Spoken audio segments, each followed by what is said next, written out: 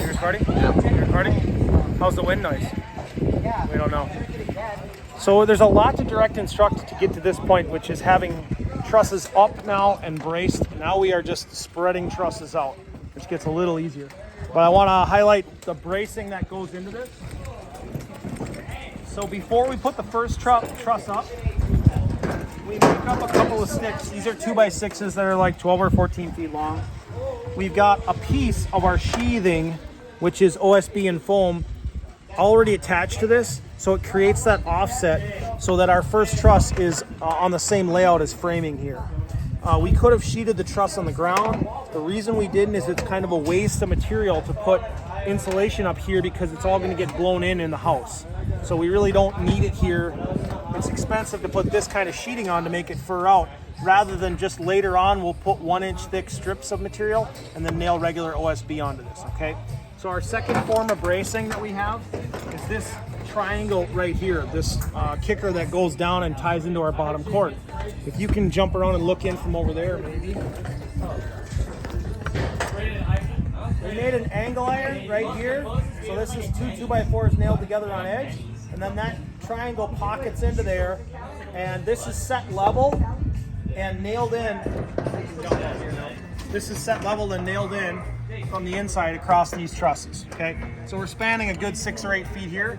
We set that angle iron, and then we cut this heel to match, run it down, and tie it into our rat run. This is called a rat run. We had to have this layout in advance as well. So down here, this is all 24-inch on center layout, which has been drawn out already. The first one is special, and that has to do with our layout, our offset for our first one, which is called out on the plan. It's like 1 foot 9 3/4 inches, same edge. So if I hook on there, so we had to make the layout for the rat run match as well. And the rat run adds bracing and ties the bottom cords in so they're not swaying in the wind. The other two forms here, these are steel spacers. So the spacers are normally 2 foot on center spacers. They're made to do that automatically, but the first one has to be bent over to match our layout that we have on the bottom. So we've got 1 foot 9 3/4, same as what we had down there.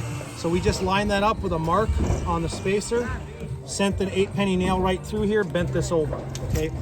The last temporary form is these diagonals right here. This 2x4 that runs down, there's a 16-penny nail in every one of the top cords here.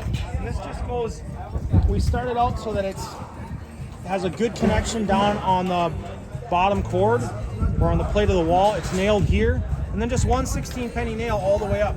And that triangulates the hook, ties it in, takes a lot of this wobble and wiggle out. When we're running these braces, if you look down them, we want to run them straight. We got a pretty good jog. Jake, move your hand once. Got a pretty good jog there, and then we kind of straighten out. But that does matter, right? Because it messes with the spacing a little bit. So try and keep those running straight. Otherwise, we're braced right now enough that it'd take a major wind to take it down. We will start putting subfascia on and then sheeting. And once we put the sheeting on and nail it off, it'll be super strong. See you.